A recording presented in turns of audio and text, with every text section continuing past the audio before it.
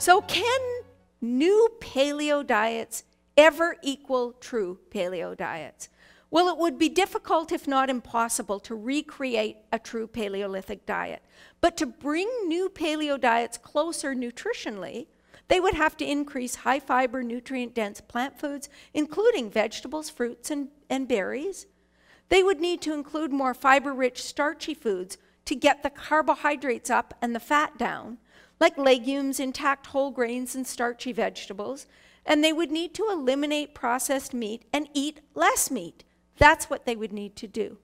But even if true Paleolithic diets were optimal for human health, and we could effectively recreate a Paleolithic diet, a diet is really only as good for the human species as it is ecologically sustainable and ethically justifiable.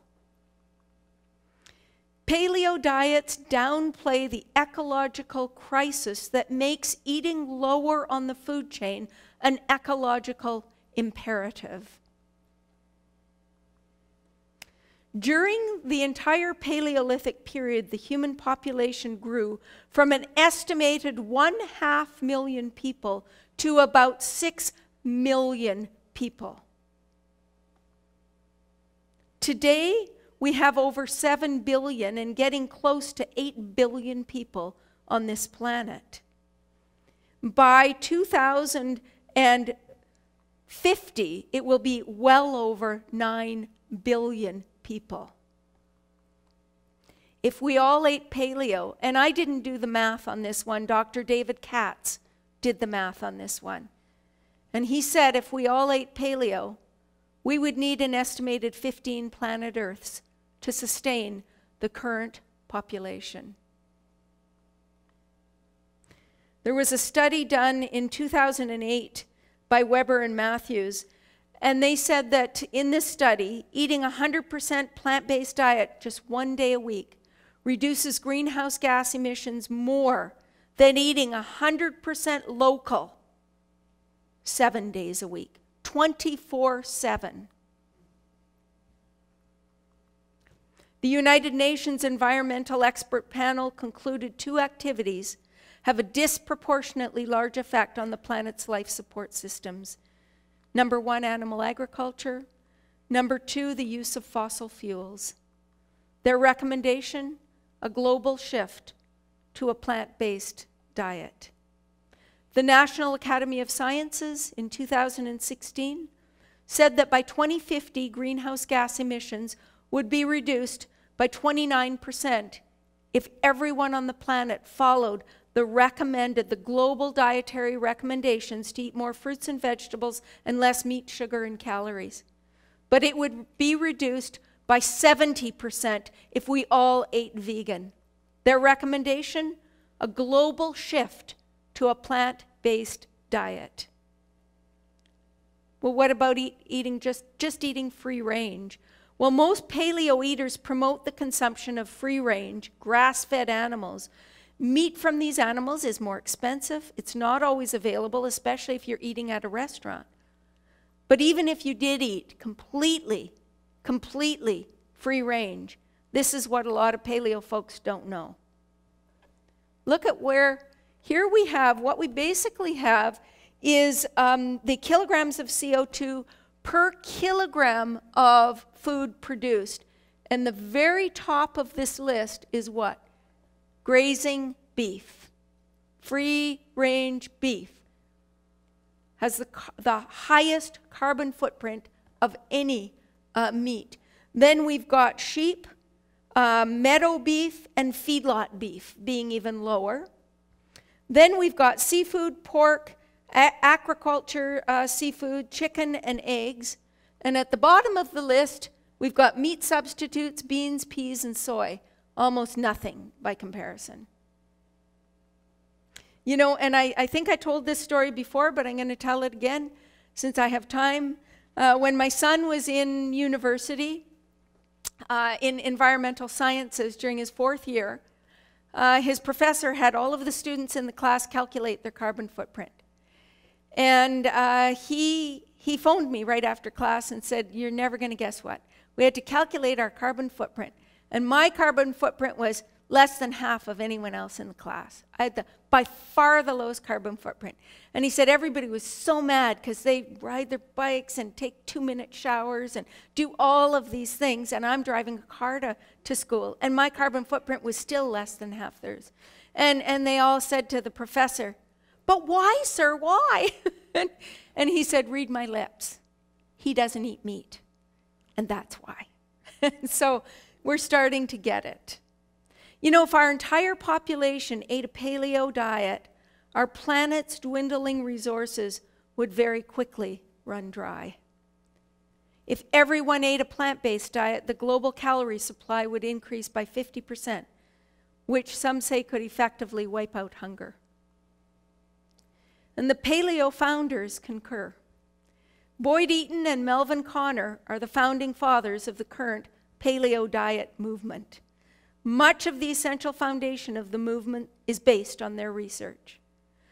While not anti-meat, they agree that 8 billion people cannot eat a meat-based diet without sacrificing the planet. Their advice? Eat less meat, get most of your protein from plants. Paleo diets also disregard the ethical issues associated with an increased demand for meat. 70 billion land animals are slaughtered for food every year. Most are raised in CAFOs, concentrated animal feeding operations. Paleo diets increase the demand for meat, and they increase animal suffering. And for those of you that aren't aware, I just want to tell you just a tiny little bit about this. Most of the animals in that 70 billion are poultry, chickens, and every animal is an individual. And the animal I like to talk about, because I think people can relate to this animal more, are pigs. I like to talk about pigs because pigs have a lot in common with dogs in terms of intelligence. Dogs, there was a study done in California that rated dogs at about a 2.5-year-old child, the intelligence of a 2.5-year-old child. They rated pigs at a 3-year-old child. And as a matter of fact, I was just astounded when I read what they were doing research-wise. They taught pigs to use a joystick on a computer, and they had a game for them that they had to match up shapes on each side of the computer. And if they matched the shape correctly, they got a treat coming out of this little funnel. And the researcher said there was no pig that ever made a mistake. And the researcher also said she couldn't teach dogs how to do that. No dogs, no matter how smart they were. The dogs could not learn that game. And she also said we taught a chimpanzee to play the game as well. And she remembers saying to the chimpanzee, if you were a pig, you would have had this 5 minutes ago. and so, you know, the point being that somehow, some way, we lump animals into categories according to how animals choose to use, or how humans choose to use those animals. If we use the animals as pets, and they are our companions, they are given a very, very different, we look at them very differently than we do animals that we consider food. Somehow animals we consider food, we forget about their sensibilities, about their intelligence, about their needs. And for those of you that don't know, pigs that are raised in CAFOs, we're looking at hundreds of thousands of pigs sometimes in one facility. And they each have a small space, and the space is so small that they can't even lie down. Pigs would live about 12 to 15 years. They live 6 months in these facilities. Their life is 6 months. When pigs are, I don't know, I'm not an expert on this, but I think it's about 3 weeks of age. Because they go insane in these facilities, because their smellers are about 200 times stronger than ours. And the dust and dander and stench, and we have to put gas masks on when we go in because we can't stand it. Their smellers are 200 times more powerful than ours. You can imagine what it would be like. They go insane. And so they try to bite one another's tails off. They're just in this tiny little space. And so what we do is cut off their tails, we cut off their ears, we cut off their genitals with no anesthetic whatsoever when they're babies. And that's we have commodified animals. We have turned them into meat-making machines. And we are so far removed from them that we forget that they're living beings, they're feeling, loving beings. And it's so easy to forget when they're, as my friend said, camouflaged in cellophane in the grocery store. And when we look at, I think back not so many years when my mom grew up on a farm. They had a few pigs and a cow, and they had names for all of their animals. And yes, those animals still died at the end of their lives, but they actually lived quite long lives. Today, I think people just don't know. It's too hard for people to take the blinders off, because if you take the blinders off, you can't eat these animals anymore. You just can't. There's this cognitive dissonance between what's really going on and what we're doing. And when we know, we can't do the same anymore.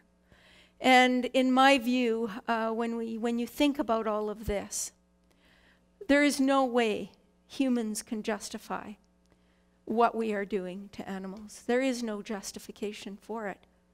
It's, it just makes no sense for humans to cause such horrendous pain, suffering, and death in billions and billions of animals, not including any of the animals from waters, any of the fish or turtles or any of the other animals we kill, when it is absolutely, completely unnecessary.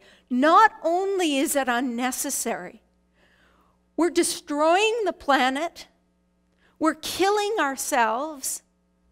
It's unnecessary and it's harmful. It's got to stop. It's just got to stop. The ultimate question is not whether paleo diets can support human health, but rather how humans can best adapt to their current environment to sustain a growing population on a shrinking planet. That's the ultimate question. And we, as individual human beings, have a choice. It makes sense to eat whole foods. However, it makes very little sense to funnel those whole foods through animals in an overpopulated world. When we consider the consequences of our food choices, not just for ourselves, but beyond ourselves, a plant-based diet just very simply makes sense. And I want to tell you, because I actually have a few minutes left, I want to tell you a story. And this is the story of my son when he was 3 years old. This is 27 years ago. I have two children. One is a 33-year-old daughter. I have one granddaughter who will be 2 in April. And I have a son who's 30 years old. When he was 3, I can remember he used to watch, whatever it was, Sesame Street, and there were commercials about McDonald's. And in the commercials, there were hamburgers growing on this tree. And the hamburger, what do you call it, hamburglar or whatever, he would come and steal the hamburgers off the trees. The hamburglar. Anyway, he would come and steal the hamburgers off the trees. And I can remember I was driving in the car with my son, and he saw a big, golden arch sign. And he said, "Mommy, can we please stop and have a McDonald's hamburger?" And I thought, okay, now's the time. I need to tell him. I need to tell him the truth. And so I said to him, "Honey," I said, "the hamburgers at McDonald's are not the same as the hamburgers at home."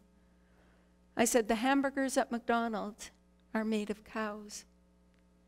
And he looked at me and he went like this, "Mom, people do not eat cows." Like it was the stupidest thing he had ever heard in his entire life. And he just kind of like, "Stupid mommy." And so and so I didn't say anything right away. And then he said, do they, Mommy? Do they? And I said, honey, yes, they do. And he had these, little tears coming down.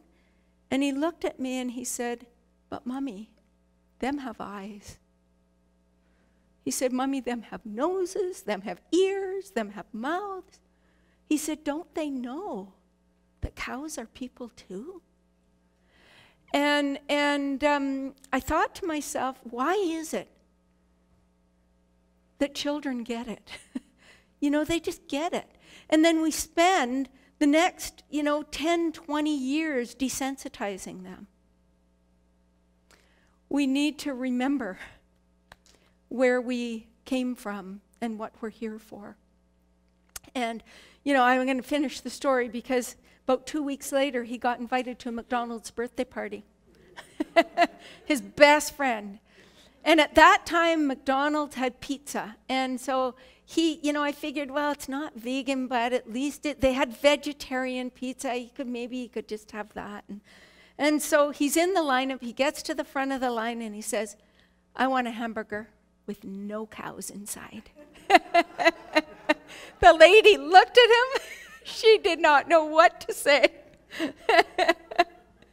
So in summary, avoid fatty meats, eat your veggies, and get your daily exercise. That is the key to a long and healthy life, not a paleo diet. Thank you. Thank you. Thank you.